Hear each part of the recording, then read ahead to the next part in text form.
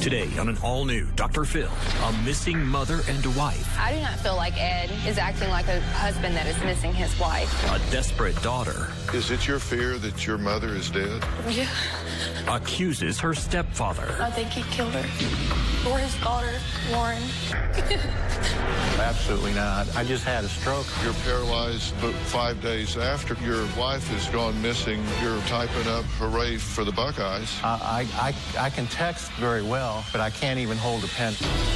She leaves the house without a coat, no wallet, no phone. Do you think it odd that she's totally off the grid? No. For 9 months, you don't find that odd? I think she does not want to be found. At that moment, you realize she's gone. Why was your first thought, we are going to be blamed? Let's do it. Have a good show, everybody. Here we go. This is a safe place to talk about hard things. Stand by. We'll count you down. I try to be an emotional compass and point you in the right direction. 5, 4.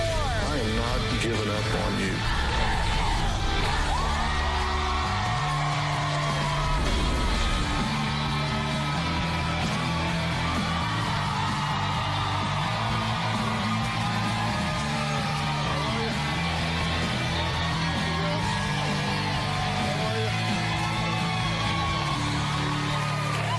Well, today we are talking about a mother that has gone missing.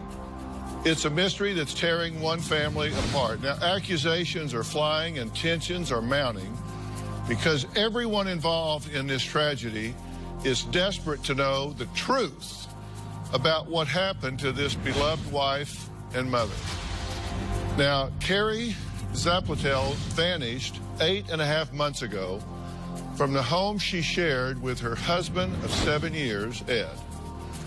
Now, Carrie's daughter, Shelbie, is desperate to find her mother and says she's absolutely sure that her mother was a victim of foul play and foul play at the hands of her stepfather and possibly his daughter, Lauren. Ed says Shelbie's accusations are absolutely ludicrous. Why? Because he says he was bedridden and paralyzed at the time of her disappearance. If so, he says, how could he have been able to move, let alone kill and hide a body? Here's how the story was first reported back in December. A daughter is desperate to find her mother, who's been missing for 9 days. Zapletal's husband told police his wife, Carie, walked out of the house on a very cold day in December. That was the last time her family saw her. I don't think that my mom just walked away. It's not my mom. The Memphis family is pleading for your help to find their mother, who vanished last winter. Police considered a missing persons case, but Janice Broach found key parts of this case are just not adding up. Shelbie Fuller is a daughter in anguish. She says her mother has $2,000 in a bank account that has not been touched. Zapletal's husband did file a missing persons report. He told police she was depressed but didn't see her leave the house that day. She's never been diagnosed with depression. That's going by her husband, and that's not true. I'm crying out for help. So is Carrie's disappearance the result of an accident? Was Carie murdered in cold blood like Shelbie believes? Or is this just a case of a mom that just doesn't want to be found? I mean, let's face it, adults have the right to go missing. If they want to just get lost, they have the right to get lost. Well, today, we're going to try and sort through the facts, the emotion. We're going to see if we can get some answers, because Shelbie says she is at her breaking point.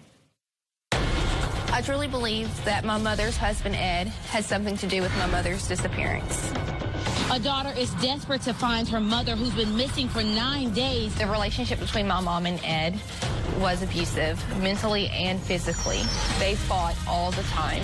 Shelbie can't see the facts for the way they stand. When Carie disappeared, I just had a stroke and I was physically incapable of getting out of bed. Even though Ed suffered a stroke 6 weeks before my mother's disappearance, he wasn't as debilitated as he made himself out to be. I feel like Ed was physically capable of doing something. It's totally absurd.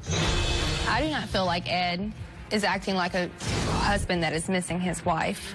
He's been out of town several times in different states. not helping on searches or posting flyers or even sharing it on social media. He just doesn't do anything. The day before the search party, Ed checked himself into the hospital. I would have loved to have participated in a search. I went back to the hospital to get more treatment. I truly feel like he was trying to avoid the situation. I've spent countless hours searching for my mom. I've posted hundreds of flyers. I even got the local news stations to cover my mom's story. Ed didn't get motivated until he found out that we'd contacted the Dr. Phil show. Now I'm getting all kinds of leads from Ed, but it's all been a dead end. Ed really is just leading me on just to cover himself. She's blinded by her dislike of me. I'm absolutely fed up with all this finger pointing, and I want it to stop. Okay, Shelby, I'm glad to meet you, but sorry for the circumstance. Let me just ask you straight up. Is it your fear that your mother is dead? Yeah. You think her body's laying somewhere? I hope and pray that's not true. Yes, you do. But it's your fear that it is. And your fear is that this wasn't some accident. You think she's been murdered. Yes, sir. And who do you think killed her? I think Ed has involvement in my mom's disappearance. Well, involvement is a non-responsive word. What do you mean involvement? You think he killed her? I think he killed her. Is that what you mean by involvement? Yes. You think that he affirmatively took your mother's life? Yes, sir. He did something, hit her, choked her, shot her, stabbed something. Yes, sir. To end her life. Yes, sir. Or his daughter, Lauren. Why would one or both of them do that? Why would they? Maybe Ed and my mom were arguing, and maybe he didn't mean to, and it just happened, and now he's hiding it. Lauren has motive because my mom had one of her children, or had involvement in one of her children being taken away by CPS. But I mean, that's a big leap. Why have you gone to the conclusion that they would kill her? I have a gut feeling whenever we walked into the house, when me and the police did a walkthrough of the house, there was tire tracks in the yard from the beginning of the yard up into the door. Has your mother gone missing before? No, sir.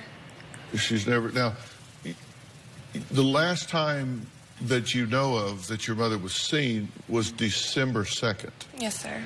So it's been over 9 months. Yes, sir. Since your mother was seen. Yes, sir. Were her things missing too?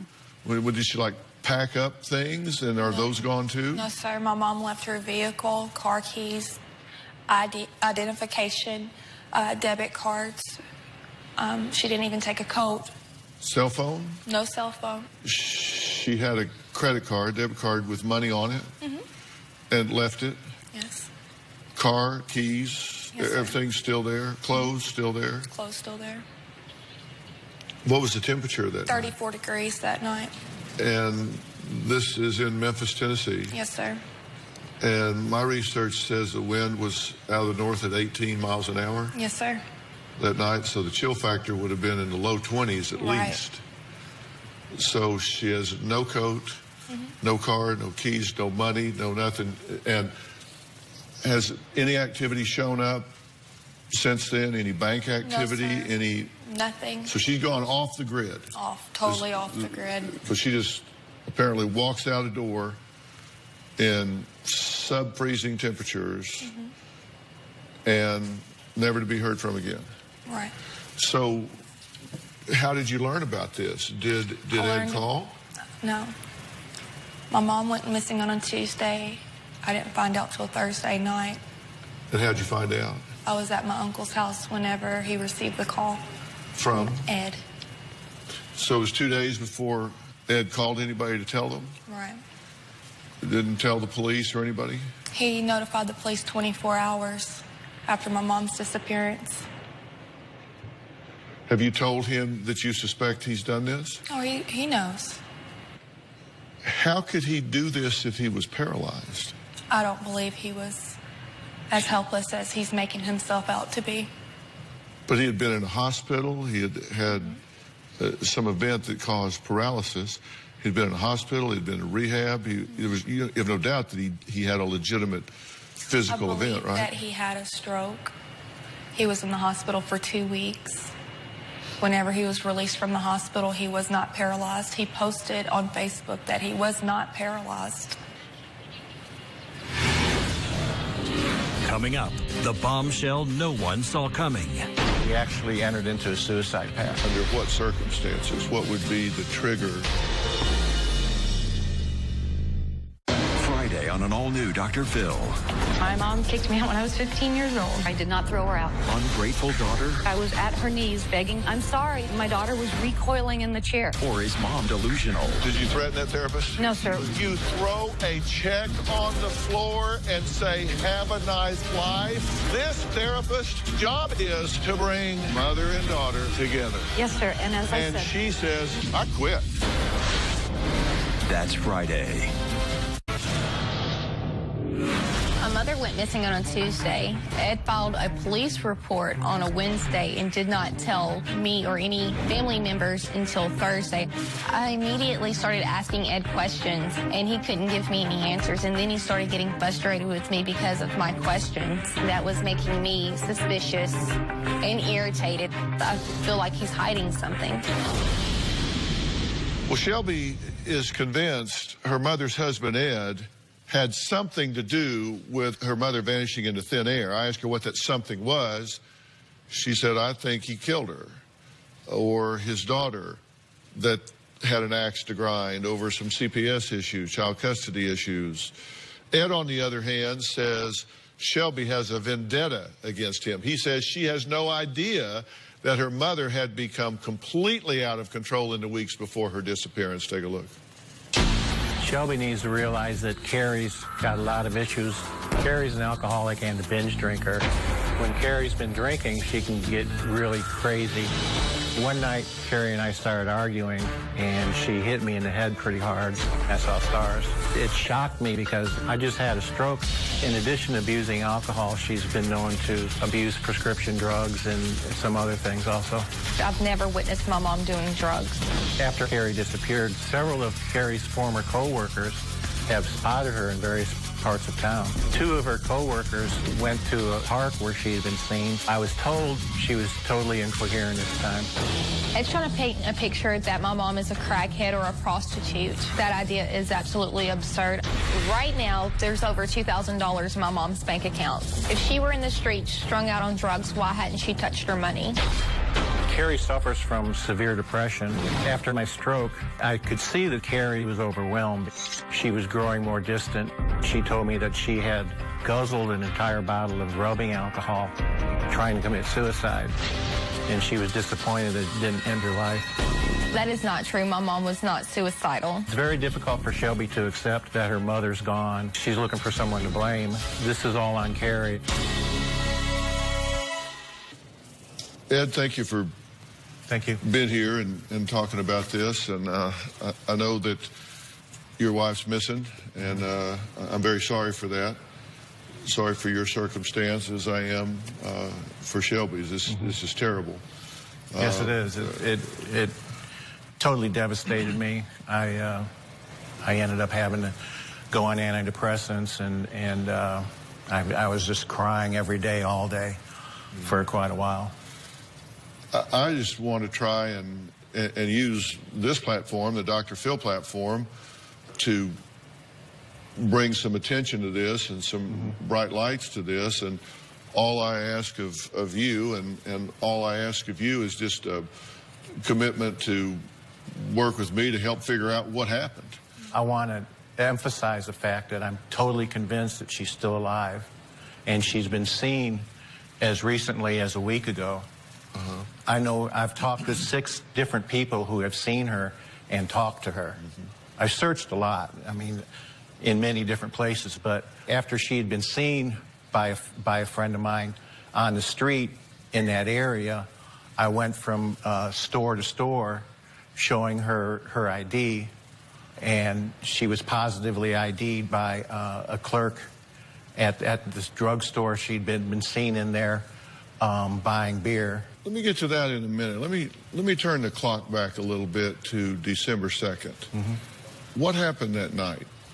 That night, she had come in and got completely dressed, and I was asking her, like, what's going on, you know, what, but she didn't really talk to me at all. And the next thing I knew, my daughter said that she was missing, and I had Carrie's son, Brad, awakened, and I asked him to start searching, and he searched everywhere. What happened between the two of you that night?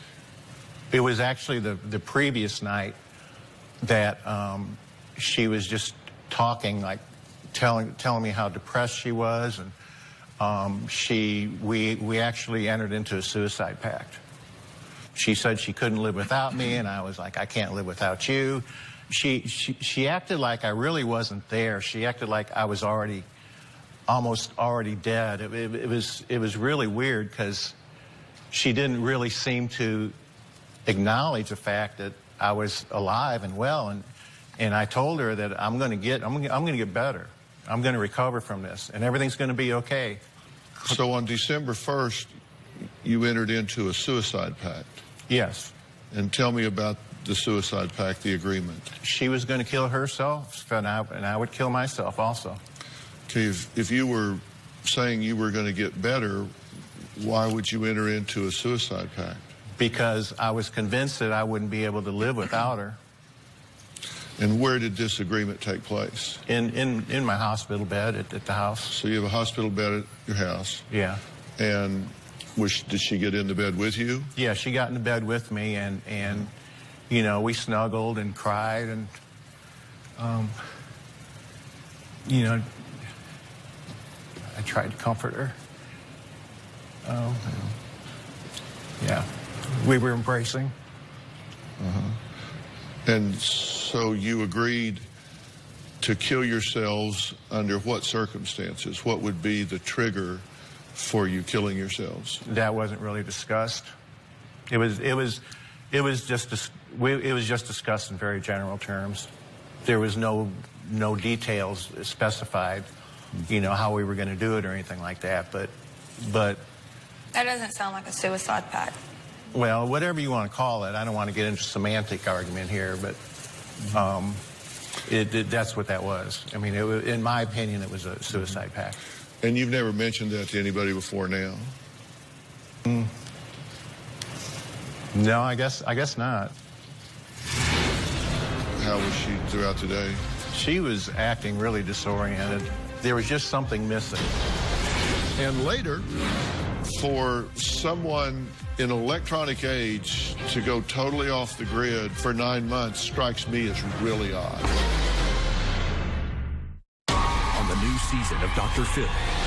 My dad sent money to a woman in Mexico that he had an affair with. She had to have a lung transplant. You paid for a lung. So she just showed up to a clinic with a lung in an igloo cooler, said, I'm here to get a transplant. That's basically what happened. Do you think maybe she's lied to you? I just want to know the truth. Is my brother-in-law a monster? An uncle too affectionate with his 16-year-old niece. You're sending her a letter that says, I love you with all my heart. You put whipped cream on your neck, and Grace says you asked her to lick it off. I don't remember doing that. The creep meter is pegging over here. Plus, you were the facialist to the stars. Jennifer Aniston, Courtney Cox. accused of hiring a hitman to kill her rival. Did you solicit someone to kill this man? It was one of those, oh, I could kill this person. I should find someone to take him out. You typed out a text message. I have found someone that can do this deed for me.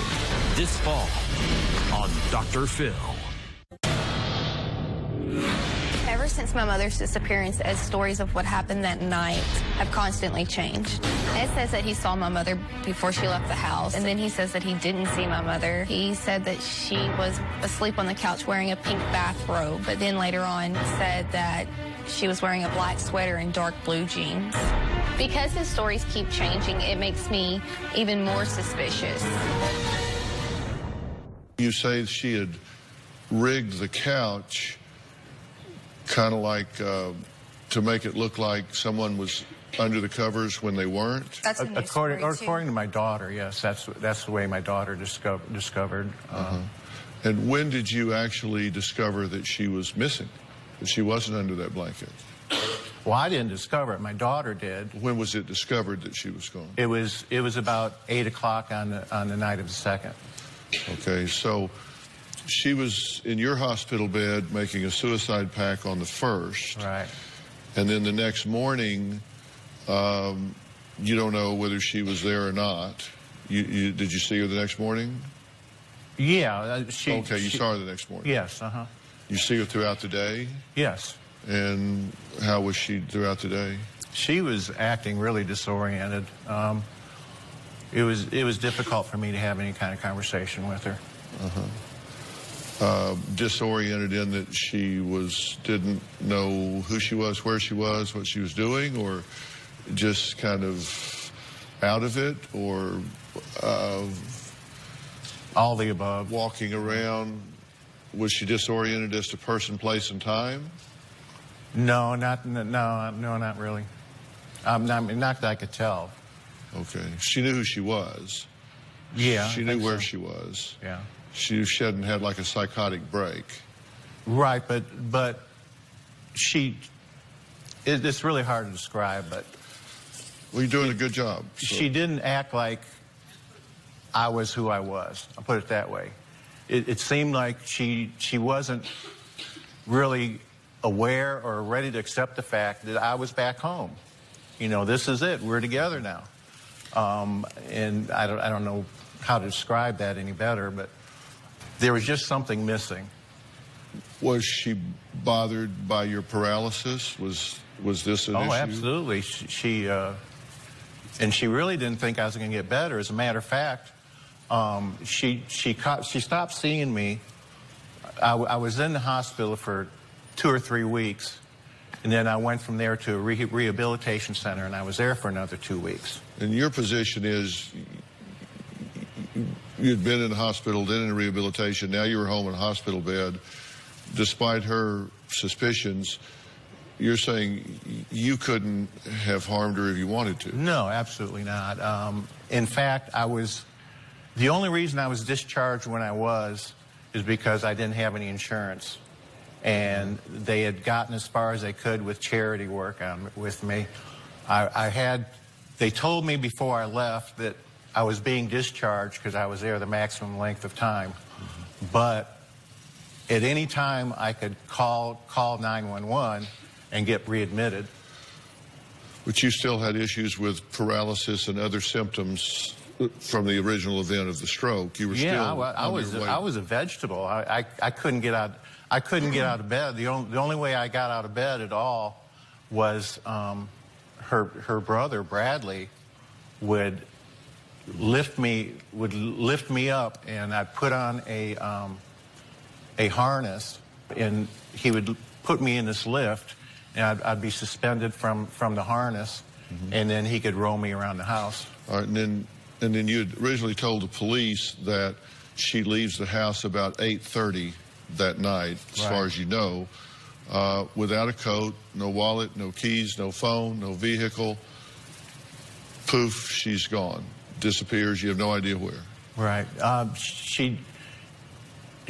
want to emphasize that she had her debit card with her, and she also had ID. I have her debit card.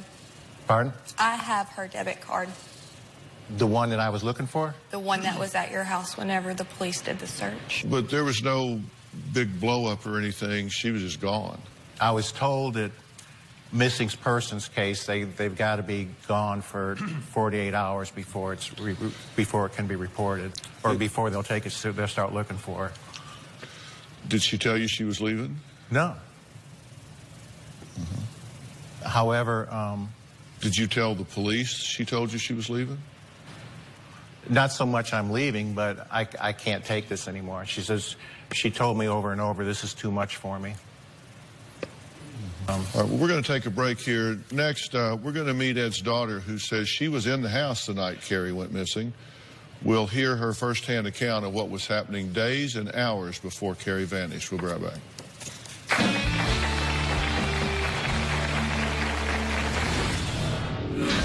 Leading up to the night that Carie disappeared, she would drink anything she could get her hands on. She wasn't in the right state of mind and was walking around the house completely nude.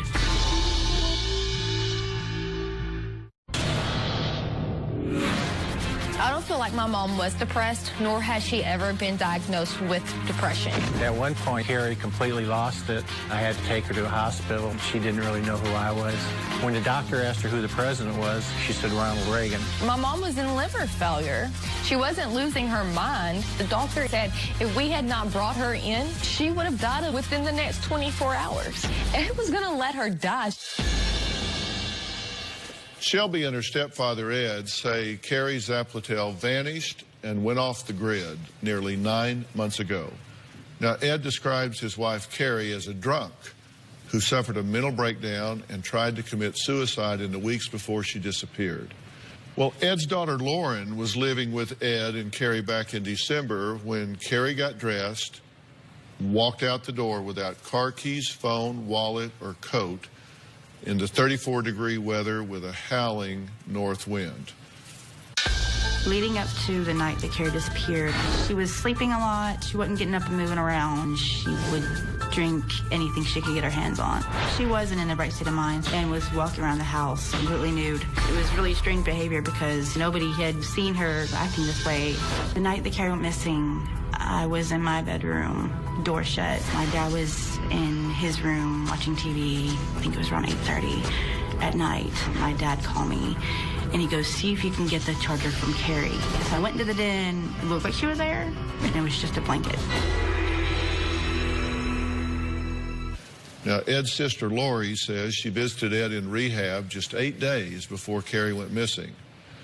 She says Carie told her she was planning on leaving because caring for Ed in his debilitated condition was just too much to handle.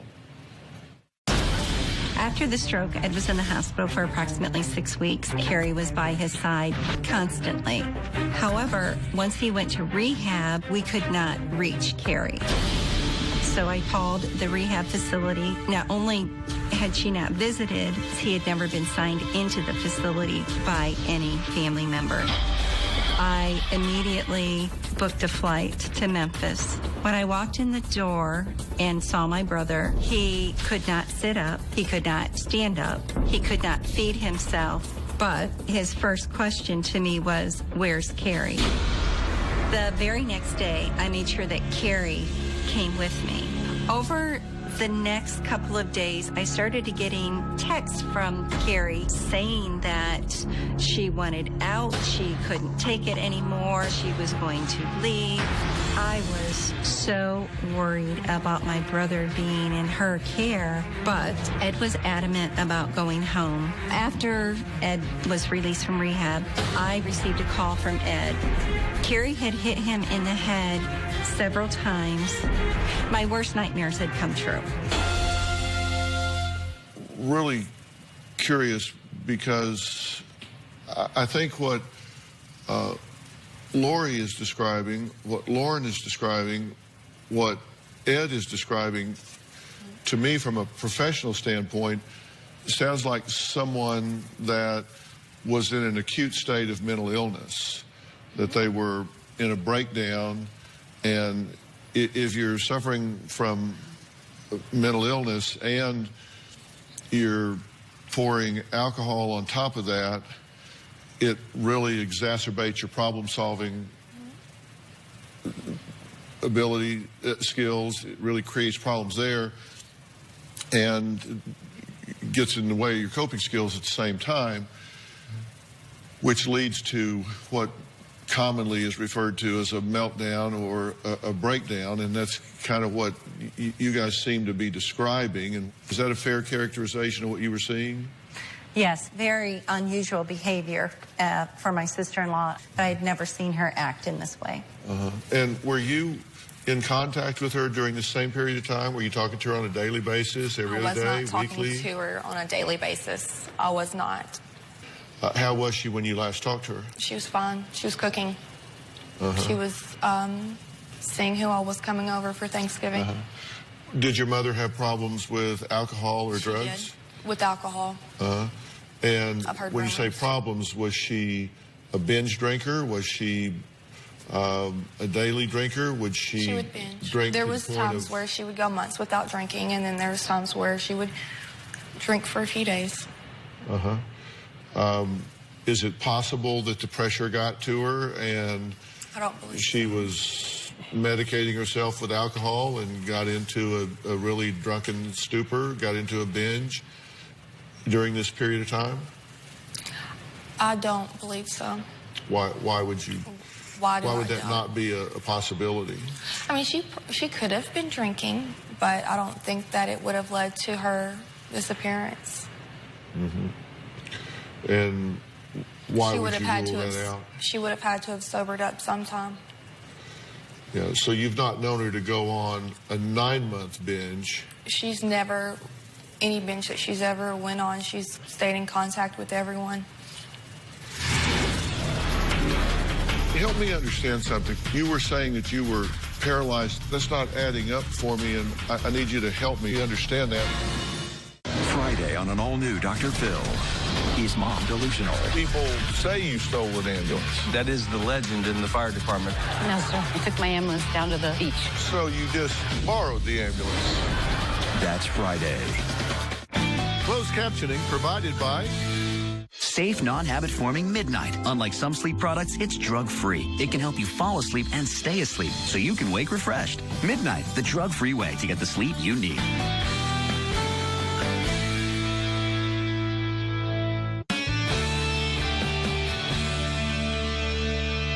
Do you think it odd that she's totally off the grid? No. For 9 months, you don't find that odd? I think she does not want to be found. And the reason for this is that the people who have interacted with her since she was gone, the last time when she was seen by... All of your friends. Nobody else. No, one's they're all, contacted the they were police. not my friends. They were You colleagues. said earlier that they were your friends or colleagues. Well, I don't know her at all. I don't know anybody here until now, but for someone in an electronic age to go totally off the grid for 9 months strikes me as really odd. But she left behind a debit card with money on it. That was not left behind. It was she had taken it with her. And if in fact I had But there hasn't been a withdrawal. Whether she left it behind or not, and you say she left it behind, you say she didn't, but the money has not been accessed. Correct. Not one dime has been taken out of that account in 9 months. If you've got an alcoholic on a binge or somebody doing drugs and they got cash available, trust me, the first thing they do is run through cash. Absolutely. That's the first thing they do. If that woman's out there, if that woman's out there and has access to cash and is not accessing it, there's a reason. Help me understand something, because I'm just a little confused, and you can help me with this, because you were saying that you were paralyzed at the time, that they had to get you up with a harness and all of that type thing. Yes. And that's not adding up for me, and I need you to help me. Will you help me understand that? Because you put a post up, and you put this up January 1st, 2015, and you said on October 18th, I suffered a stroke. My right side was paralyzed. I spent 3 weeks at Baptist East. Then you said after a few weeks, I was discharged. I couldn't wait to see my loving wife. My paralysis was gone. But I couldn't walk. I required a lot of care. It became apparent to me that Carie had changed. She had some kind of mental breakdown. Our last night together, which you described just a minute ago, she climbed into my hospital bed with me and we embraced. She kept telling me she was really scared. I realized she had written me off when I entered the rehab facility. I said, "Don't be scared. I'm going to be all right." That assurance didn't faze her. In hindsight, I realized she was scared for me. She was scared for herself. There's no opportunity for closure. When I said there that my paralysis was gone, what I meant by that is that I had gotten feeling back on my right side, but I still couldn't really use it. But I also know that in the discharge notes, it said that gross motor skills were intact and had returned. And I also know that 1 week after her disappearance, you were able to type, because on December 7th, 5 days after her disappearance, you typed, "Kudos and much respect to my alma mater, Ohio State football team, and their third-string quarterback for their stunning 59-0 defeat of Wisconsin to clinch the Big Ten championship," which, I mean, your mentally ill wife has gone missing in the cold of night. You're paralyzed with shaking, uncontrollable post-stroke hands, but you're typing up "Hooray for the Buckeyes." I can text very well, but I can't even hold a pen and write, even now. Are you talking about that because you don't want me to talk to them about this? Do you need Dr. Phil's help? Text Phil to 88500 and share your story for a chance to appear on the show. Standard message and data rates may apply. We have a lot of fun here in the studio audience. If you're going to be in the Los Angeles area and you would like free tickets, go to drphil.com and click Be in the Audience, or you can call 323-461-PHIL. That's 323-461-7445.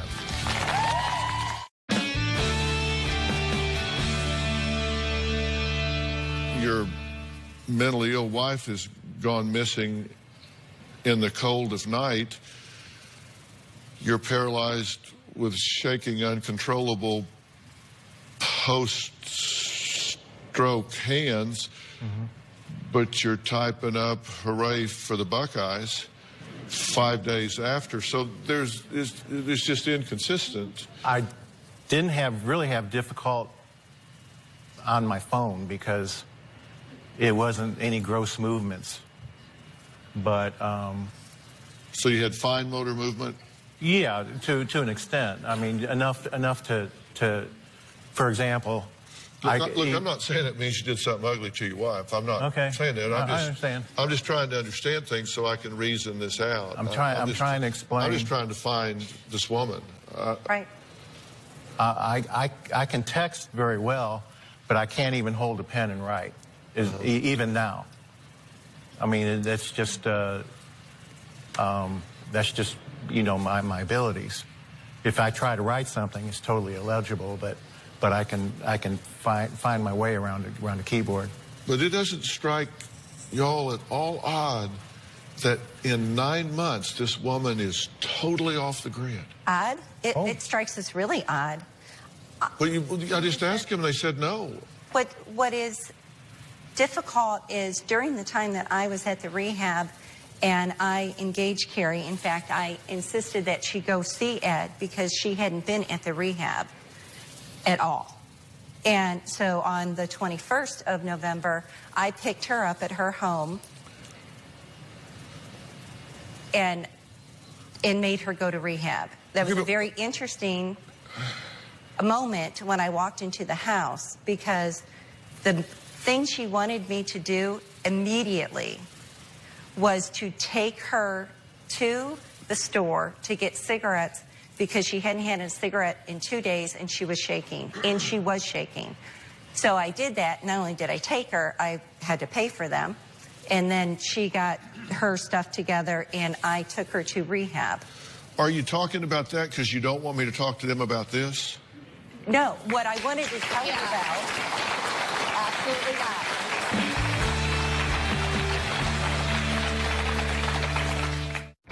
Closed captioning provided by... Most of Red Robin's sides are bottomless, which means they don't stop serving them until you wave the white napkin. Red Robin. Yum.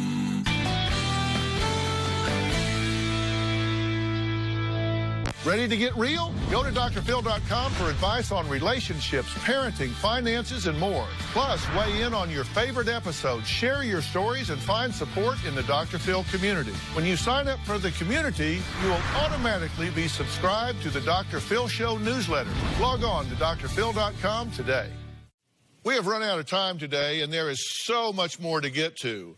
We still haven't talked about Ed's daughter, Lauren, who was living in the house the night Carie vanished.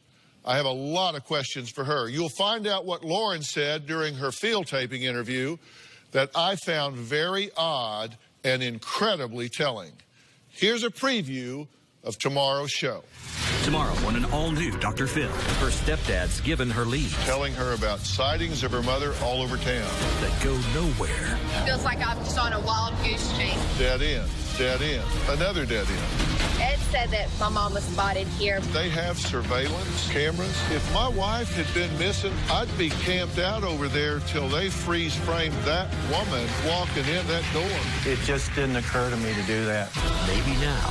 Why did you want to take her off stage at the break? I didn't want to take her off. There will be answers. How did you know she was missing? Well, I mean, You used the word missing, and we're going to be blamed. I just wondered if you would answer my question. That's tomorrow. We'll also hear from Courtney, who is one of the missing woman's closest friends and the one person Carie turned to after her worst fights with Ed. Tune in tomorrow to find out if we solve the mystery and to see if Ed's daughter Lauren handles being in the hot seat and why Shelbie claims Ed is sending her on wild goose chases with claims of sightings of her mother. If you have any information that could lead authorities to Carie Zapletal, please contact Memphis Police at 901-545-2677. Thanks, everyone. We'll see you next time.